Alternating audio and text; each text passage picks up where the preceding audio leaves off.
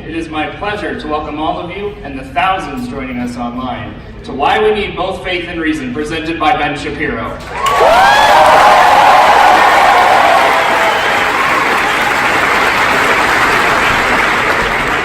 But first, let me give you some background. YAF was founded in 1962 for the purpose of increasing the number of young Americans who are exposed to conservative ideas. Then in 1998, YAF saved the Reagan Ranch, and they now use it to pass on the conservative ideals that Ronald Reagan so strongly believed in. It was after I was able to visit the Reagan Ranch that I was motivated to found a Young Americans for Freedom chapter. There were only 3 of us at our first meeting. We started advertising our club using posters like this that said #BringBen. From the beginning, our goal was to bring conservative thought to campus, and we've been honored to host several national speakers, including Andrew Clavin, Michael Knowles, and Ali Stuckey. Mr. Shapiro is a leading conservative speaker on college campuses, consistently defending free speech and open debate. Shapiro is the author of 8 books, including the number one New York Times bestseller, The Right Side of History: How Reason and Moral Purpose Made the West Great. Shapiro has also been a nationally syndicated columnist since the age of 17 and is a graduate from UCLA and Harvard Law. The Washington Post calls him a foe of extraordinary polemical agility, and the New York Times calls him the cool kids philosopher. Right, yeah. Something we can actually agree with the New York Times on.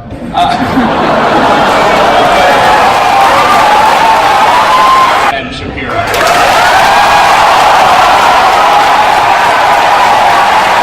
Really appreciate it. That's it.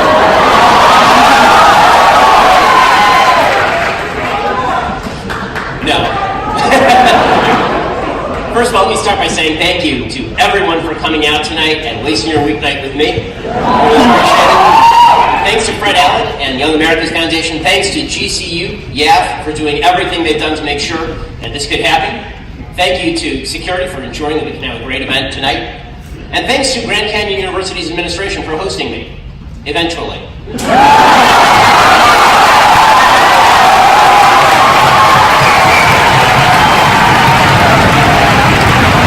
Use the example of the Army. If you've ever, I'm sure most people in this room know folks who've served in the military. You talk to folks who serve in the military, it's a pretty diverse group of folks who serve in the military. And they all see each other as brothers and sisters. They all see each other as comrades because they have the same common purpose. You have to have a communal moral purpose because we exist not only as individuals, we exist as members of communities, and we want to be members of communities. Finally, we need communal capacity. So we have to feel like we have a system that allows us to act out in the world as individuals, as free, reasoning people, and also that can activate when necessary to get the big things done, to defend ourselves against foreign threat, to ensure that people who can't take care of themselves don't fall through the cracks. And these are the 4 things you need: individual moral purpose, individual capacity, communal moral purpose, and communal capacity. Why do you think it is that so many colleges in this day is moving so far left when, like you were saying, the ideas that we have from Judeo-Christian values, they still stand true today? So why do you think it is that so many of these colleges and so many of students of our age are moving so far that way when we haven't even lived under a lot of the things they're trying to implement? I think that there's something comfortable about believing here's the nice thing about being woke. Being woke means that people are going to basically leave you alone.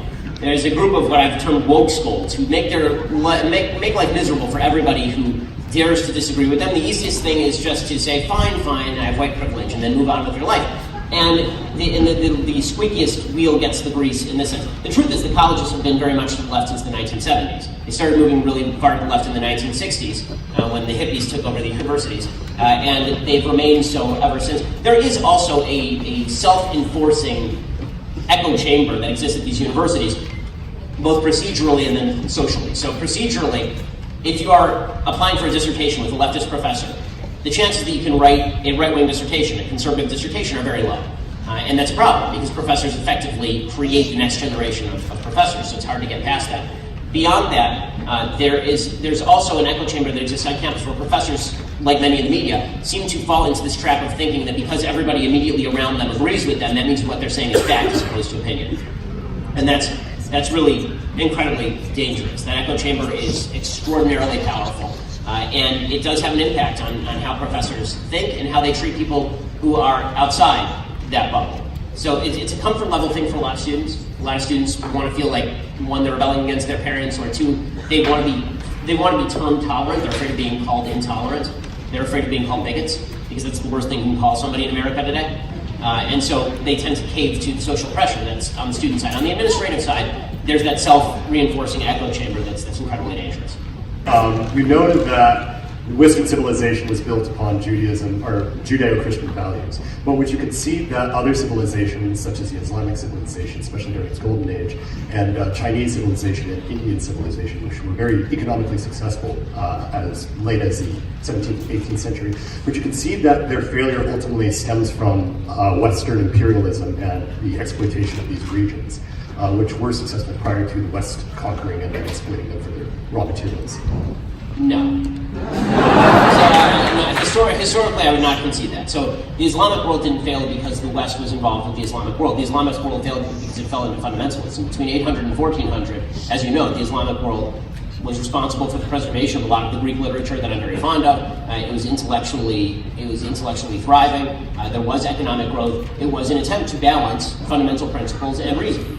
And then Islam fell into a form of fundamentalism that tried to rule out reason in favor of theocracy, and that has continued, unfortunately, until today. As far as the failure of economic growth in places like China, China was successful as a mercantilist state, in the same way that some Western countries were successful as mercantilist states. But what has made the world different is not mercantilist states. What has made the world different is a fundamental recognition of the alienability of individual human labor, and that is what has allowed the West to grow beyond China. So China is still a very powerful country, economically speaking, but it has not embraced the principle of individual human liberty still, and that's a serious problem. So I don't think that imperialism can really explain the failures of other civilizations to grow beyond a certain point, or stagnation at a certain point. I think that's putting a little bit too much, historically speaking, not enough on the civilizations themselves, and too much on military conquest. I mean, how long did the military conquest of China last? China was in control of its own fate before and after. So the conquest of China, including of Hong Kong, lasted, approximately 100 years? 130 years? Mainland China, roughly up until 1949, when the Maoists took over Hong Kong. Right. Until 1997. Right, and so, and by the way, Hong Kong was the most successful economic area of China.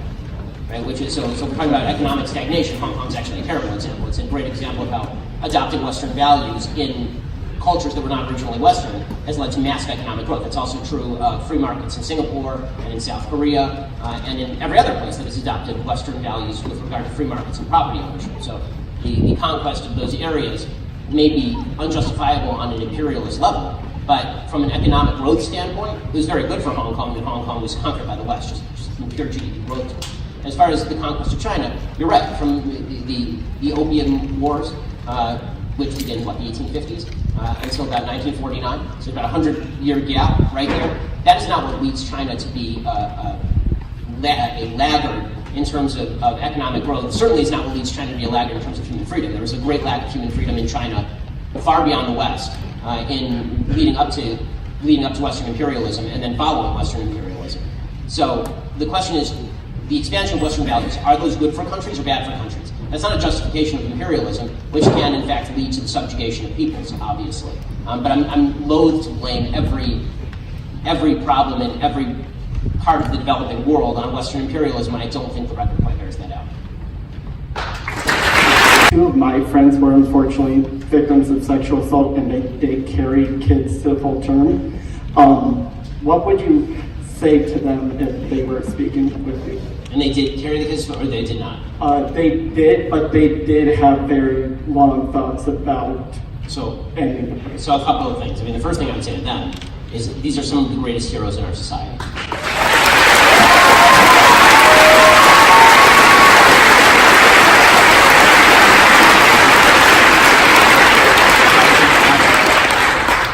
As much as I believe in the principles of what I'm saying, I can still recognize bravery in doing the right thing in a very difficult emotional situation, and that is an act of almost unthinkable moral bravery. To be victimized by somebody and then carry the child to term and have the baby and give it a home is an act of such heroism, it almost makes me want to weep how heroic that is. It's incredible. As far as the labeling of people baby killers, I would never say that a woman who participates in an abortion is a baby killer. I don't think anybody who's pro-life would. I think that most people would say that the woman is a victim of the abortion just as the child is a victim of the abortion, because if the woman actually believed she were killing her own baby, she wouldn't do it. We have a society that has convinced women that what they are killing is not actually a child, what they are killing is a cluster of cells, which is untrue.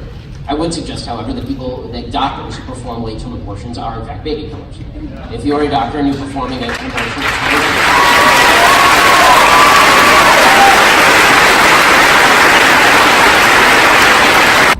Okay guys, it is April 10th, it is 8:30 p.m.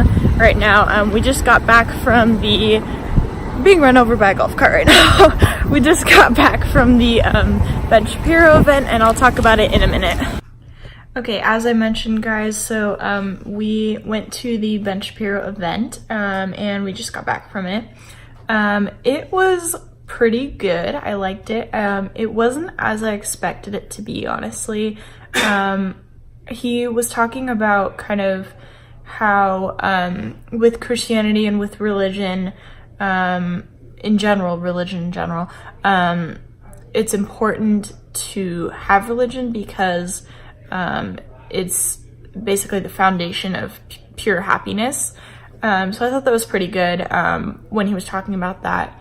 He spent about an hour or so talking about that, and then he spent about another hour after that answering some questions that people had.